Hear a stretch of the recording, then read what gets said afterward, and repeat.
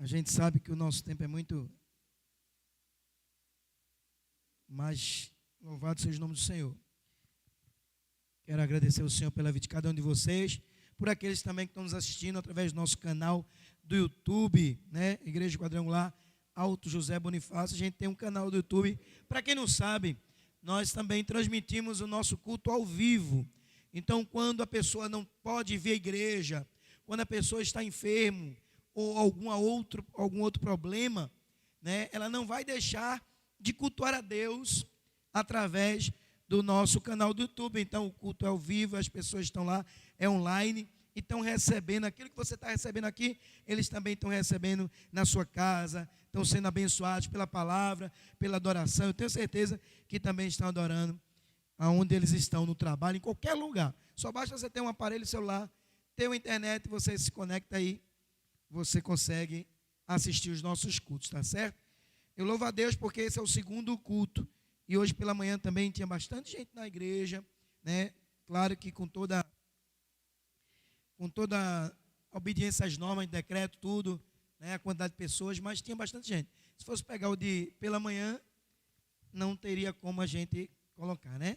Então, graças a Deus por isso. E eu fico feliz por você estar aqui. Amém? Para a gente não tomar muito tempo, abra a sua Bíblia no livro de O Evangelho segundo São Lucas, capítulo 15. O Evangelho segundo São Lucas, capítulo 15, versículo 11.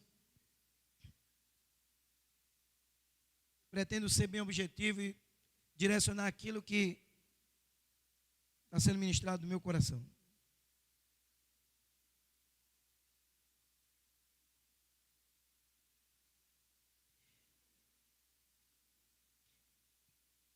Nós vamos falar sobre essa parábola do filho pródigo, mas aquilo que Deus me direcionou, porque a palavra se renova. A gente já ouviu muito sobre a parábola do filho pródigo, nós já pregamos muito aqui, mas como a palavra se renova, sempre tem algo novo. Por isso que a palavra se renova, sempre tem algo novo, porque o Senhor disse, esse que faço nova todas as coisas. Então, Ele sempre está fazendo coisas novas na nossa vida. Mas vamos lá adiante, versículo 11. Continuou, certo homem tinha 2 filhos. O mais moço deles disse ao pai, pai, dá-me parte dos bens que me cabe. E ele lhe repartiu os haveres. Passando não muitos dias, o filho mais moço, ajuntando tudo o que era seu, partiu para uma terra distante e ali dissipou todos os seus bens, vivendo dissolutamente. Depois de ter consumido tudo, sobreveio àquele lugar uma grande fome, e ele começou a passar necessidade. Então, ele foi e se agregou a um cidadão daquela terra, e este mandou para os seus campos, para guardar os porcos. E ali desejava ele se fartar das alfarrobas que os porcos comiam, mas ninguém lhe dava nada. Então, caindo em si, disse, quantos trabalhadores do meu pai têm pão de fartura, eu aqui morrendo de fome? Levantar-me-ei e terei com meu pai, e lhe direi, pai, pequei contra o céu e diante de ti. Não sou digno de ser chamado teu filho, trata-me como um dos teus trabalhadores. E levantando-se foi para o seu pai. Vinha ele ainda de longe, quando seu pai o avistou e compadecido dele, correndo, abraçou e beijou. E o filho lhe disse, pai, pequei contra o céu diante de ti, não sou digno de ser chamado teu filho. O pai, porém, disse ao seu servo, trazei depressa a melhor roupa e vestir, e põe nele um anel no dedo e sandália nos pés. Trazei também e matai o novilho cevado, comamos e regozijamos, porque este meu filho estava morto e reviveu, estava perdido e foi achado. E começaram a se alegrar-se, regozijar-se. Amém? Até aí. Até aí. Queridos, nós vamos começar falando, o tema dessa mensagem é atitudes que vão gerar mudanças que eu preciso. Atitudes que vão gerar mudanças que eu preciso. Você sabe que muitas das vezes tomamos decisões precipitadas.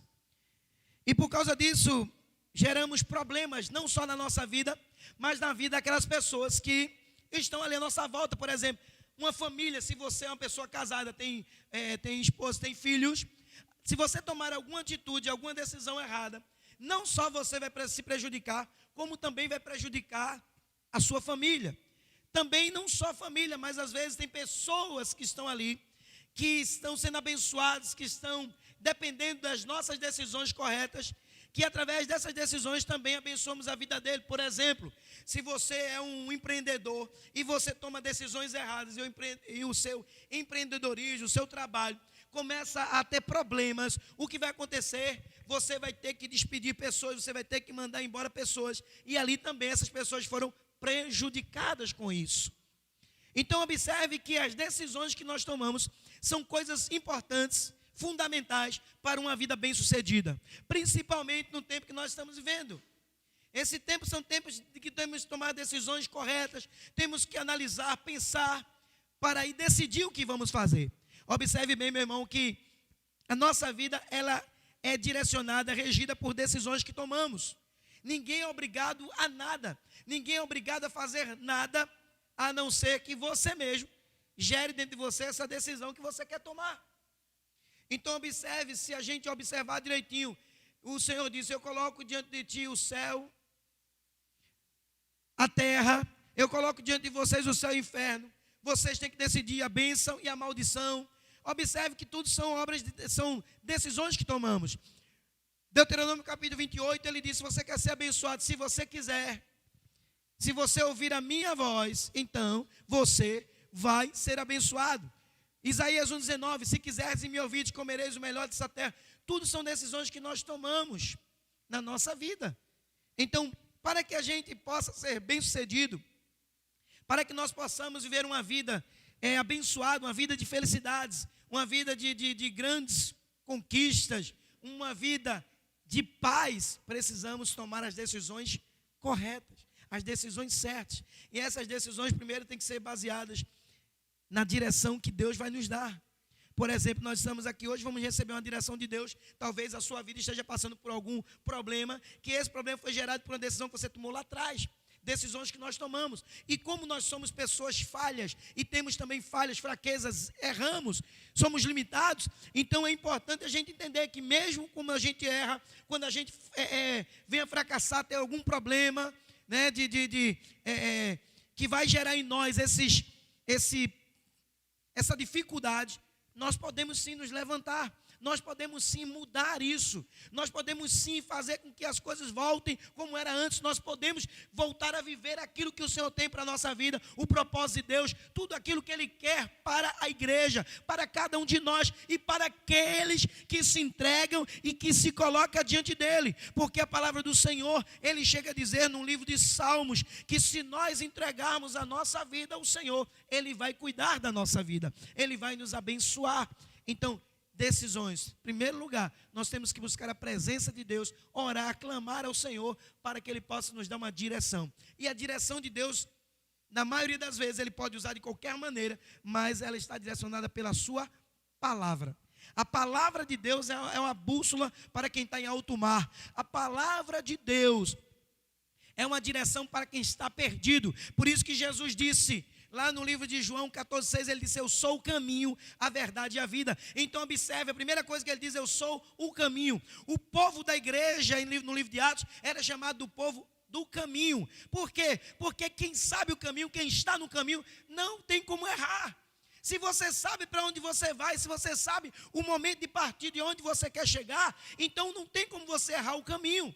Por isso que Jesus disse: eu sou o caminho. Então, quando nós andamos com Jesus, as coisas são diferentes. Observe que o cego Bartimeu estava à beira do caminho, mas quando Jesus passa e a multidão passa com ele, e os seus discípulos também, ele começa a clamar: Jesus, filho de Davi, tem misericórdia de mim. Então, quando ele clama, Jesus manda chamá-lo. E quando ele chega até Jesus, Jesus pergunta para ele: o que queres que eu te faça? O que é que você quer que eu faça na sua vida? E ele disse: eu quero ver, eu quero enxergar. E o Senhor orou por ele e ele passou a enxergar, mas não continuou à beira do caminho, não continuou mendigando ali à beira do caminho, mas agora ele começou a seguir a Jesus, porque ele sabia que o único que podia mudar a sua vida era Jesus, e a sua vida mudou totalmente, porque agora ele está no caminho.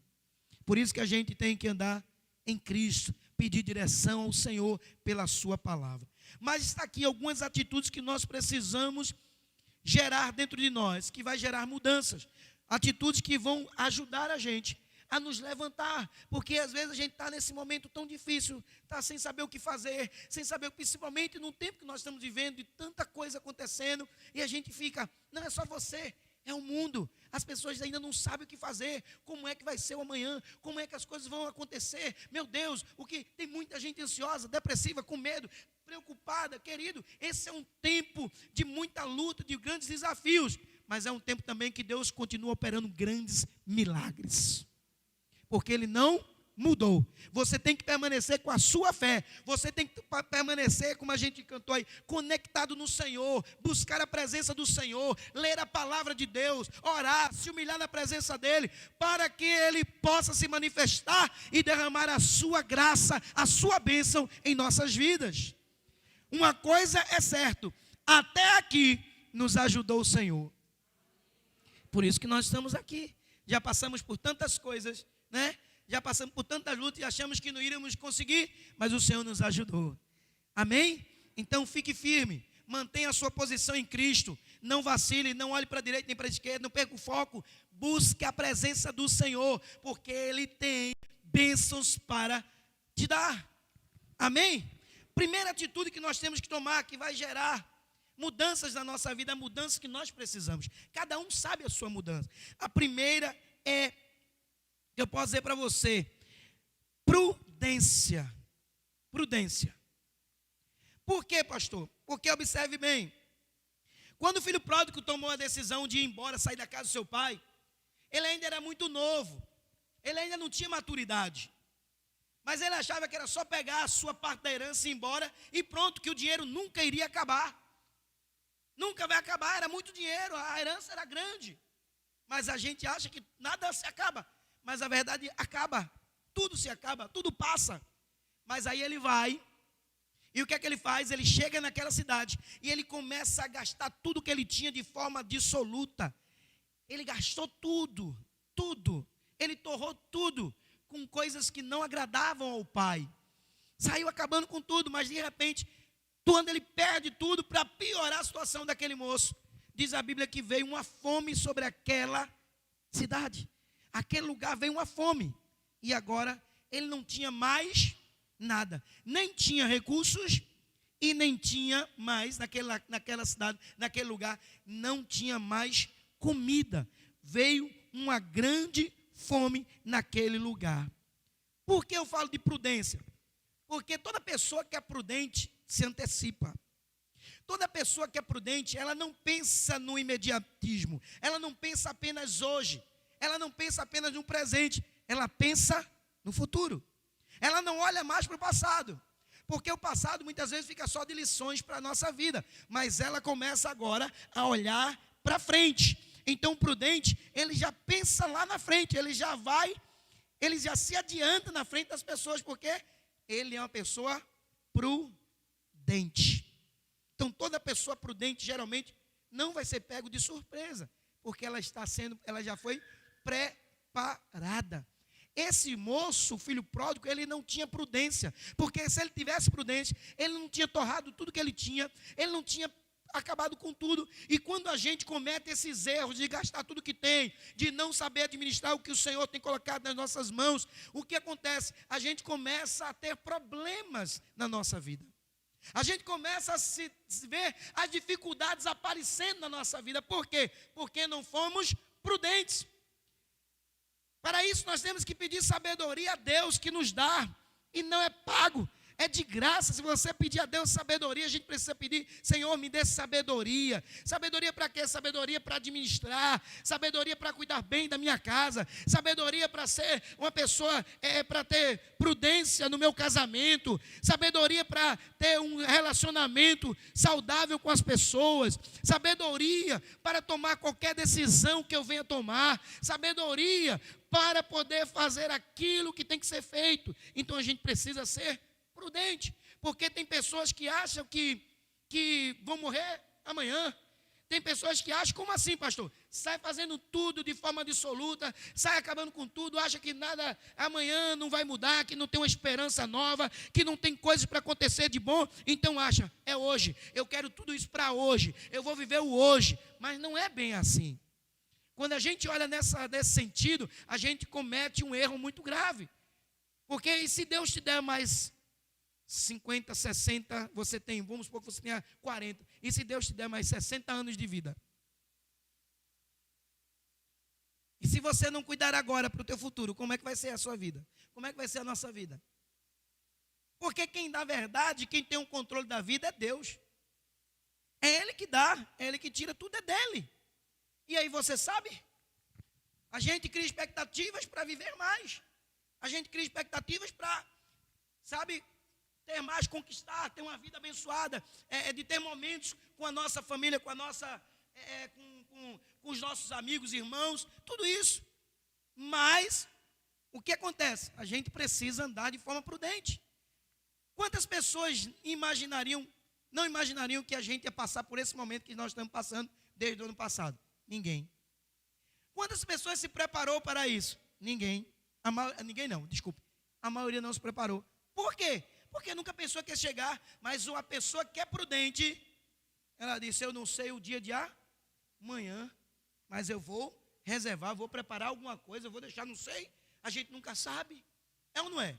E às vezes a gente olha de uma forma errada, equivocada. Então tem que ser prudente. Esse moço, ele ganhou uma herança grande, muito grande, mas ele acabou com tudo que ele tinha e não imaginava que ainda por cima não teria mais renda, não teria mais comida, porque veio uma fome sobre a terra, não teria mais trabalho, não teria mais emprego. Então ele não imaginaria nada disso, mas foi o que aconteceu.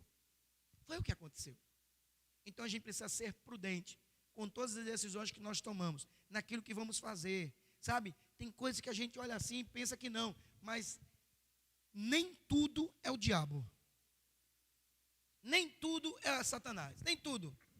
Às vezes a gente bota a culpa no diabo, né? Ah, minha vida está desse jeito, foi o diabo. E o diabo vai dizer, foi eu não. Foi eu não. Foi a sua mãozinha que foi lá e apertou a sua senha. Pronto, acabou. Já foi, já era.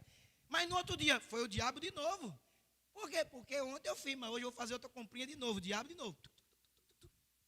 Quando chega no final do mês, Satanás, tu está repreendido. Tu não vai acabar com o que é meu. Em nome de Jesus, Senhor, se tu me tirar dessa, nunca mais eu faço isso. Aí Deus é bondoso, aí tira a gente dessa. Quando ele tira a gente, que a gente começa a melhorar, entra, aí senta de novo. E tem momentos que Deus, Ele não vai mais intervir, até que a gente mude. Tem coisas na nossa vida, não só falo na área financeira, na área de... Mas tem coisas na nossa vida que Deus não vai intervir até que a gente tome uma decisão de mudar. Você está entendendo? Ah, meu casamento está assim, está assim, está assim, está assim. E Deus está lá, cuidando, orando, abençoando, mostrando a você, mas a pessoa não muda, não muda, não muda. E aí Deus vai dizer assim, você vai ter que aprender. Você vai ter que aprender. Porque imagine se Deus fosse fazer tudo aquilo que a gente quer. Era muito bom, né? Senhor, hoje eu quero 10 pares de sapato. Amanhã eu quero comprar o melhor carro. Mas amanhã eu estou querendo ir para Fernando Noronha. Imagina se tudo fosse assim. Era muito fácil, não é não? Mas não é. Porque todos os nossos sonhos, todos os nossos projetos implicam em responsabilidade. Você tem responsabilidade com a sua casa. Eu tenho responsabilidade com a minha casa. Eu tenho responsabilidade com isso daqui, com a igreja do Senhor. Em tudo. Então você e eu temos responsabilidade, você tem responsabilidade com a sua empresa, com os seus negócios, com tudo. A nossa vida é cheia de responsabilidades. E a gente precisa ter prudência. Principalmente você que é jovem, que está começando agora, que Deus te dê saúde, que Deus te mantenha, sabe, de pé, para que você possa estudar, batalhar na vida e não pular etapas. Não pule etapas, se você é jovem agora, não pule etapas, não fique procurando muito, se preocupar com o namorico, sabe, com o jovenzinho, isso aí vai ter muito tempo para você. Se preocupa agora em se estabilizar, em ter alguma coisa na vida, e ser alguém, estudar, batalhar, para ter alguma coisa, porque lá na frente você vai poder, com o seu cônjuge, com o seu namorado, vai noivar, vai casar, vai poder dar muito beijo, vai poder viver, sabe, o melhor tempo da sua vida, mas não pule etapas, não pense agora em ficar preocupado com isso. Eita, eu tenho que namorar, porque vai que Jesus está voltando aí, e eu não vou dar nem um beijinho, não é assim. E agora, como é que eu vou fazer? Não, não pode ser assim. A vida não é só assim, a gente começa a olhar e observar, e parece que quanto mais a gente vai, a idade vai passando, a gente vai começando a ficar, sabe, com pensamento. Opa, os alarmezinhos estão tocando, olha, a idade está chegando, porque um dia a gente tinha 18, tinha 15, de repente chegou aos 50, meu Deus, foi tão rápido. De domingo, você já observou, termina um culto, meio-dia a gente está saindo daqui, quando de repente, você bota um pouquinho lá, bota o celular para desperta aí 3 horas. Meu irmão, quando você faz assim, que vai deitar, que vai botar o travesseiro, já? 15 horas? Eu não acredito. É muito rápido. Já estamos em maio. Já estão vendendo milho para o São João. Olha para aí, já estamos quase no meio do ano. Daqui a pouco, como a gente sempre fala, diante das circunstâncias, daqui a pouco a gente está cantando. Então é Natal. E o que você fez? Oh, meu Deus. Tenha misericórdia, porque a coisa está muito rápido. É rápido demais. Então, por ser rápido, nós temos que ser prudente. Seja prudente dentro da sua casa. Seja prudente no seu casamento. Seja prudente na administração financeira. Seja prudente nas decisões. Seja prudente nos seus relacionamentos sociais, amizades. Seja prudente. Peça a Deus direção, peça a Deus sabedoria. Seja prudente em tudo aquilo que você vai fazer, decisões que você vai tomar. Eu vou sair daqui desse trabalho porque eu vou ver se eu pego um melhor, vou ver se seja prudente em todas as decisões que você vai tomar. É muito importante para uma mudança, para gerar mudança na nossa vida, a gente tem que começar pensando. Seja prudente, vou pensar. Eu vou, analisar tudo, vou buscar a Deus e vou pensar como é que eu faço, qual é a maneira correta. Então, isso vai gerar o quê? Quando você busca a Deus, quando você começa a pensar, quando você começa a analisar, isso vai gerar em você o quê? Uma visão panorâmica das coisas, do que está acontecendo, para você não fugir da realidade em que você está vivendo. Então você vai começar a ter uma visão de como as coisas são, onde eu tenho que ser prudente, onde eu tenho que organizar, onde eu tenho que mudar, porque nós somos mutáveis, nós precisamos mudar, e principalmente nesse tempo muitas coisas estão sendo inovadas, temos que ser inovadores nas coisas, no trabalho, sabe, principalmente num tempo como esse, que o trabalho tem sido mais informal do que formal. Então a gente precisa estar atento a tudo que você vai fazer. Você precisa fazer com excelência, com prudência, para que você possa, assim, viver o melhor de Deus nesse tempo em que você está vivendo. Amém? Então seja prudente. A mulher seja prudente na sua casa, porque a Bíblia diz que a mulher sábia edifica a sua. Então seja sábia, mulher. Seja sábia, ele não diz para o homem, mas diz para a mulher, seja sábia. Continue sendo sábia, se você já é, amém. Louvado seja o nome do Senhor. Se não é, procure ser prudente. Onde é que você está errando? Porque tem muitas discussões dentro da sua casa, porque a coisa não está indo, porque está tendo divisão na sua casa, porque tem muitos conflitos. Você tem que ver tudo isso e não ficar apenas botando culpa no diabo e dizer, foi o diabo. É o diabo que está fazendo isso, irmão. Tem muita coisa que Satanás tem se levantado para destruir famílias, para fazer muita coisa. Mas tem coisas também que a culpa é nossa. E a gente precisa estar atento, sabe? Como diz o ditado, um olho no padre e um olho na missa, vigiar. Por isso que a Bíblia diz, vigie. Por quê? Porque o tempo é mau. Então a gente tem que estar vigiando. No trabalho, sabe? Onde você tem que estar ali, atento. Não fique aí se descuidando, perdendo o foco, porque é isso que o diabo vai querer na sua vida. Se desviar. Então seja prudente. Segunda coisa importante que vai gerar mudança, que você e eu, que todos nós precisamos. No versículo 14, aliás, no versículo 17. Então, caindo em si, disse, quantos trabalhadores do meu pai têm pão com fartura e eu aqui morrendo de fome? Quantos? Observe, quantos trabalhadores do meu pai têm pão e fartura e eu aqui morrendo de fome? Então, ele caindo em si. O que é cair em si? O que é cair em si? Cair em si é você olhar a sua realidade. É você saber qual é a realidade da sua vida. Então a gente precisa cair em si, meu irmão. Tem coisas que parece que a gente não quer acordar, ou está vendo, mas faz que não está vendo nada, mas as coisas estão ali. É uma realidade na sua vida. É uma realidade na minha vida e a gente não quer que isso seja real, mas é. Tem coisa na nossa vida, meu irmão, que a gente precisa cair em si. O que é? Meu Deus, eu tenho que ver o que está acontecendo na realidade da minha vida hoje. Porque se você não ver, não entender que nesse momento a realidade é uma para a sua vida, e você fazer coisas fora da sua realidade, o que vai acontecer? Vai ter problema, vai ter grandes prejuízos. Então a gente tem que ver a realidade da nossa vida. Ele caiu em si. Olha o que ele chega a dizer. Quantos trabalhadores do meu pai têm pão e eu aqui, desse jeito? Quer dizer, por causa de uma decisão que eu tomei, olha a minha vida hoje. Então, segundo passo, segunda atitude, é ver ao seu redor a sua realidade. Porque não tem como sair de um estado para o outro, de uma situação para outra, se a gente não começar a ver a nossa realidade.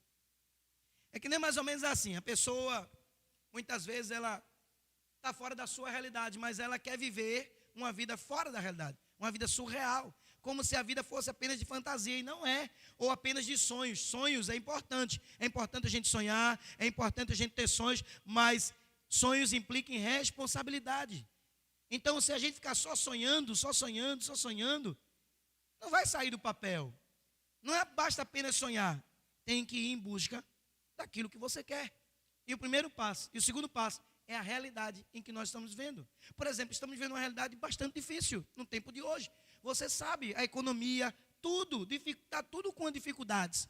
Nós estamos vendo isso. A dificuldade, a gente que assiste televisão sabe, as dificuldades, um ajudando o outro, a igreja sempre procurando ajudar aqueles que estão passando esse momento, que vai passar, que vai passar e nós vamos vencer juntos. Mas a maioria das pessoas, a gente olha tudo, a carestia muito alta.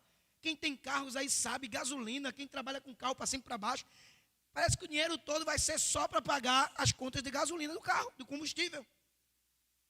Então é uma realidade.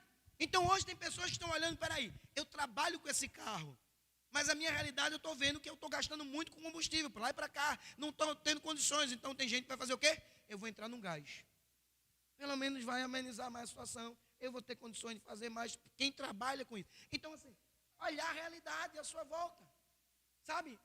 Aí às vezes uma pessoa, estou dando exemplos que pode acontecer, às vezes a pessoa mora numa casa muito grande, e ela pode fazer o quê? Rapaz, eu vou pegar e vou me esforçar para fazer outra casa, eu vou alugar, alguma coisa eu vou fazer para poder gerar alguma coisa para mim, porque não tem necessidade. Então, a gente tem que entender que a gente tem que ver a realidade, qual é a situação que a gente está vivendo. Porque se a gente não pensar desse jeito, o que é que a gente vai fazer? A gente vai trabalhar demais e não vai sair do lugar. A gente vai ficar ali batalhando e a idade vai passando e a gente vai dizendo, meu Deus, eu trabalho, eu saio de cedo, eu sou um trabalhador, sou honesto, mas parece que a coisa não vai. E aí a gente entra numa crise como Davi entrou, que quando olhou para o ímpio, que quando olhou para o soberbo, e ele viu aquela pessoa prosperando, tendo tudo, e disse, nem teme a Deus, não está nem aí com o Senhor. E nós aqui que tememos a Deus, que fazemos isso e vivemos desse jeito, até que Deus leva ele em uma visão e mostra qual vai ser o final de todo aquele, sabe, que não teme ao Senhor, que vive uma vida fora da presença de Deus, longe de tudo. Aí foi que ele entendeu. Então deixa do jeito que eu estou, que é melhor. Entrou em paranoia porque disse, como é que pode? Então a gente precisa cair em si. Tudo é diferente. Você está entendendo? É diferente. Então a gente precisa entrar nessa realidade. Espera aí. Dificuldades todo mundo está passando. Sabe? A gente vê a realidade, gastos lá em cima. Tem gente, meu Deus, a gente tem um Deus, sim, amém. Mas a gente precisa ter a real realidade da nossa vida hoje. O que a gente pode fazer? O que eu posso fazer para mudar? O que eu posso fazer para melhorar essa situação? E não apenas ficar daquele jeito com uma pessoa que não quer se movimentar e diz, não tem mais jeito, as coisas estão aí do jeito que está. Então deixa do jeito que está. Não, a gente precisa agir. A gente precisa fazer alguma coisa que mude essa realidade. Porque isso é uma verdade, irmão. É uma verdade. Da mesma forma que está tendo dificuldade para você, principalmente quem é autônomo, principalmente quem trabalha para si. Meu irmão, a maior dificuldade, você sabe o que eu estou dizendo? É uma realidade. É uma realidade para você, é uma realidade para a igreja. Tudo cai, tudo diminui, aquela luta toda, aquela batalha toda, e você procura ver, peraí, qual é a realidade das coisas, o que é que a gente pode fazer para não fugir do controle, para não perder, para não perder o controle da situação. Então você tem que sentar, você tem que analisar tudo. Se é com a família, você senta com a sua família. A nossa realidade hoje é essa. Nós vamos sair dessa, nós vamos vencer, nós vamos ter uma vida melhor. Mas primeiro a gente vai ter que começar a tratar aqui. Se é uma empresa, eu vou tratar aqui. Olha, minha situação é essa, minhas condições é essa. Não adianta eu querer fazer uma coisa que não está mais na nossa realidade. Fugir da realidade diante das circunstâncias, diante da situação. Lembra daquela passagem de quando José, ele teve um sonho? Mas não quero falar sobre o sonho de José. Mas a Bíblia diz que Deus, os irmãos de José o invejavam. Ele teve um sonho de Deus sobre a vida dele. Mas os seus irmãos invejavam, queriam matar. Ele foi levado para o Egito. Chegando no Egito, José começa a trabalhar como escravo para Faraó, né? E começa a ficar lá fazendo tudo. Mas olharam para ele e disseram, esse aí é diferente. Quem é esse? É José, um escravo. Foi vendido como um escravo. Tira ele daí. E chamaram até o palácio e disse, a partir de hoje você é diferente.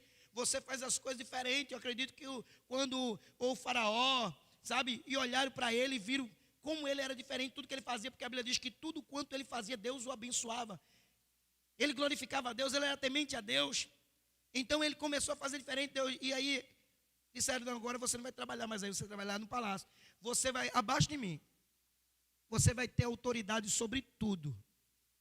Sobre tudo. Porque você é diferente. Mas houve toda aquela luta, o inimigo trabalhando para querer acabar com os sonhos de José.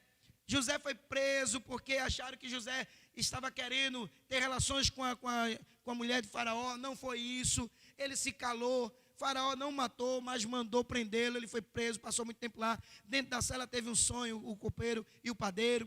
Um morreu e o outro voltou para o seu cargo. Mas ele disse, lembra de mim quando você chegar lá junto ao Faraó, lembra?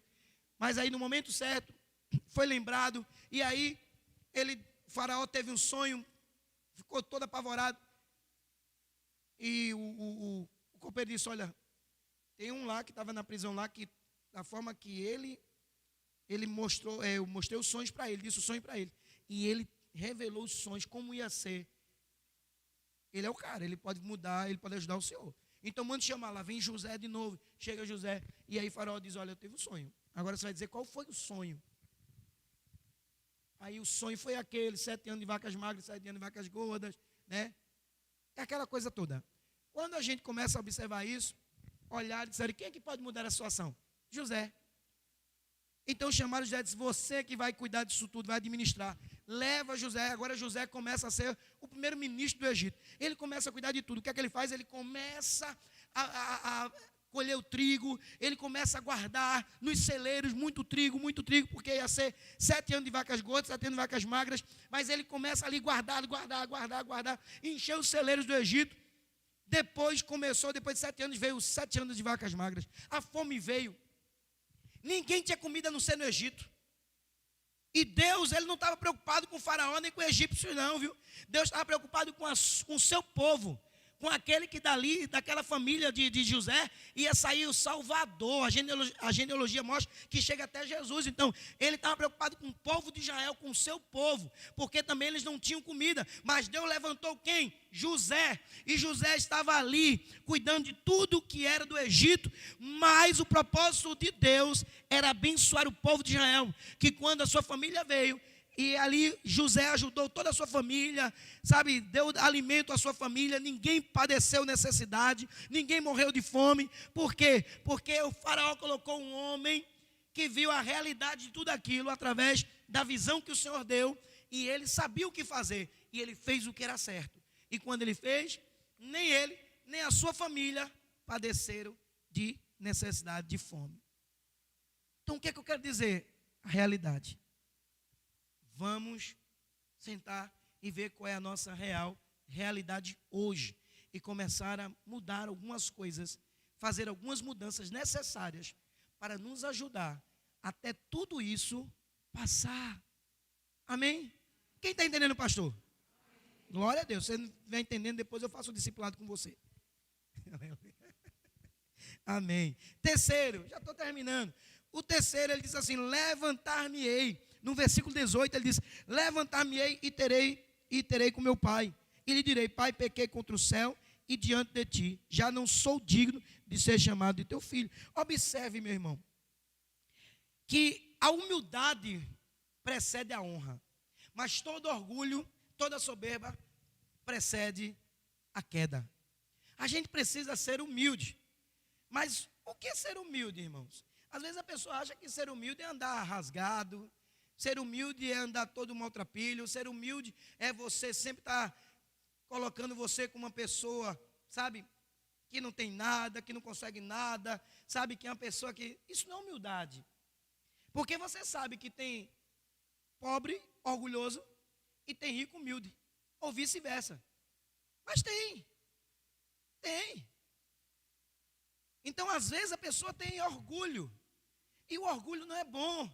O orgulho precede a queda.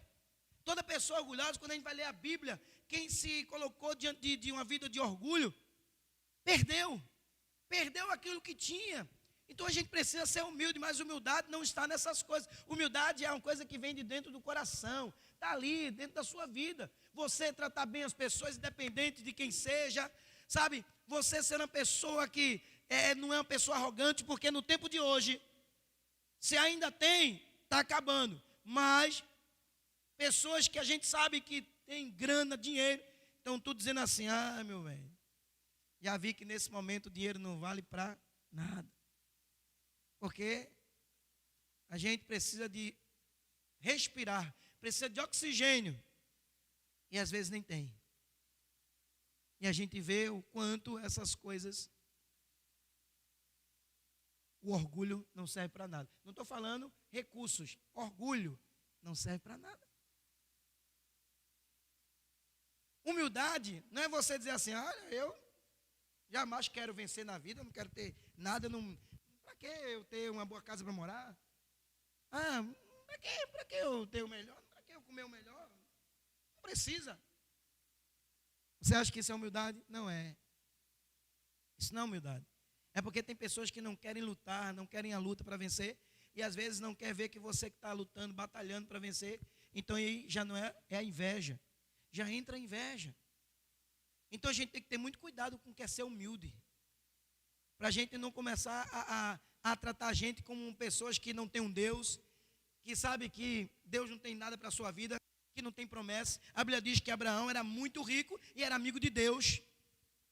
Mas Abraão era humilde, Abraão, ele não era arrogante. A humildade é importante, reconhecer. Ele reconheceu: eu preciso voltar, eu vou me levantar e vou ter com meu pai. Só que ele não foi de cabeça erguida, ele foi de cabeça baixa. Ele se levanta e foi de cabeça baixa, porque ele disse: meu pai, pequei contra o céu e contra a terra, não sou digno de ser chamado teu filho. Ele foi humilde. A humildade é importante, porque a humildade precede a honra. Não adianta a gente dizer que alguma coisa, querer ser alguma coisa, quando na verdade tudo é Deus. Tudo é Deus. Talvez alguém fale assim: olha como o nosso Jesus era tão humilde, porque ele subiu numa mula e foi ali entrando para Jerusalém. Isso não tem nada a ver com humildade. O que Deus queria mostrar não foi isso. Ah, mas Jesus, ele nasceu numa manjedoura. Humildade, sim, tem tudo a ver com humildade, mas não, humildade, ele não nasceu na manjedoura para mostrar que era humilde, não foi isso. Porque aí ia haver uma contradição. Qual contradição? Como é que ele era miserável, pobre, como muitos dizem, e como é que hoje ele está sentado num trono? Como é que hoje as ruas que um dia nós iremos morar é ruas de ouro? Vamos pisar em ruas de ouro. Então, isso está relacionado à humildade? Claro que não. Humildade é aqui dentro, sabe? Veja como, se aí for falar de humildade, veja a humildade de Deus, que está relacionado ao seu amor. Ele envia seu único filho, sendo Deus, desceu por nós, morreu por nós. Então a gente precisa ser humilde, não é porque você está crescendo, vencendo, estou prosperando, glória a Deus, aleluia, vamos continuar orando pela tua prosperidade. Mas isso não quer dizer que você vai passar e não vai falar mais com ninguém. Eu morei naquela rua, mas eu não falo mais com ninguém, porque sabe aquela coisa toda, não. Que é isso? Eu me lembro de uma pessoa que eu cheguei a conhecer, e essa pessoa era muito arrogante mesmo. Passou num concurso muito bom, chegou lá todo muito arrogante. E um dia a gente conversando com uns amigos nossos. Você lembra de fulano? Lembro. Fulano, rapaz, uma vez eu encontrei com ele num posto de gasolina, um amigo meu me contando. Fui falar lá com ele assim, dizendo, e aí, como é que tá? Ele todo boçal. E aí ele falou uma coisa que eu não gostei, eu me entristeci muito, saí de lá muito triste, David, muito triste. Mas ele sempre foi assim, sempre foi todo, sabe? Não era castigo, mas veja o que aconteceu com essa pessoa. No último dia do curso, essa pessoa vai dar um mergulho num curso que estava fazendo, e ali ele escorrega e quebra a coluna. Ficou tetraplégico.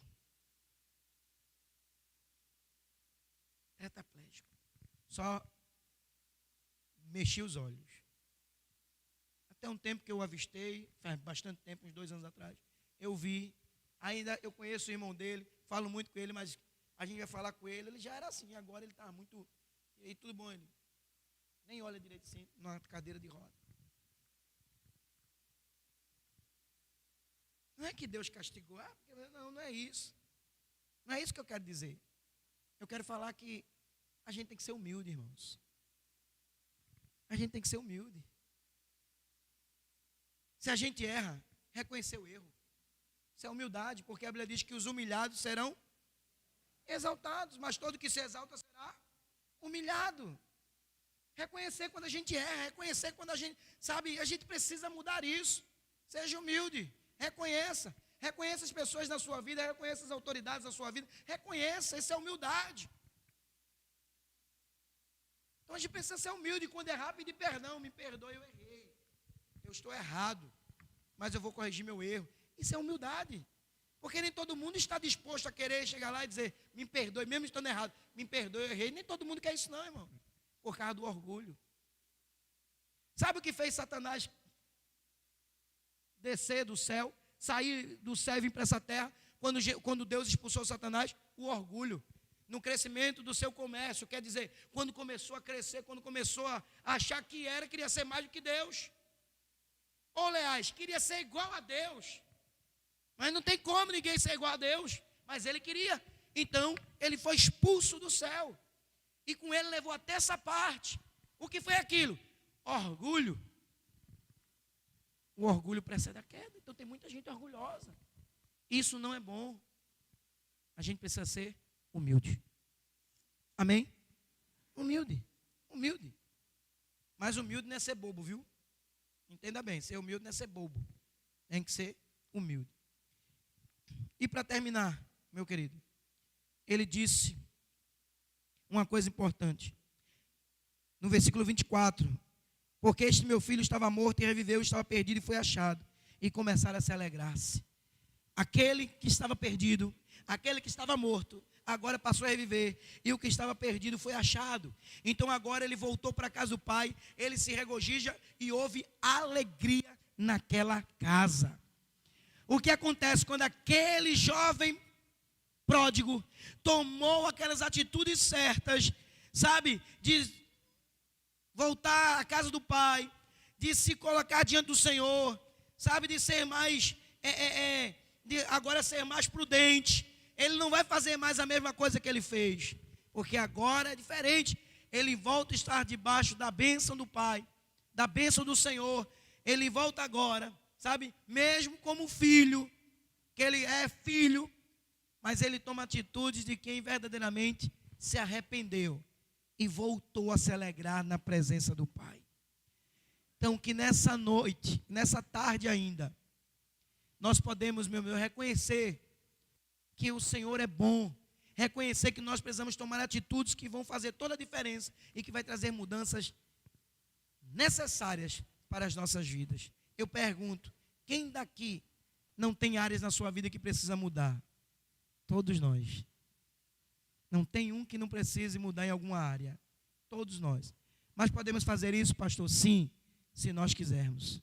Tome atitudes que vão gerar mudança na sua vida e que você vai voltar a se alegrar, ser muito abençoado, em nome de Jesus. Amém? Você pode aplaudir o Senhor por isso. Aleluia. Glória a Deus. Amém, irmãos? Fique de pé em nome de Jesus. Aleluia. Eu quero fazer uma oração por você, pela sua vida, pela sua família. Eu sei que alguns estão passando momentos muito difíceis e que só atitudes, que sabedoria, atitudes corretas vão fazer você continuar firme, vai fazer você se levantar desse medo, dessa ansiedade.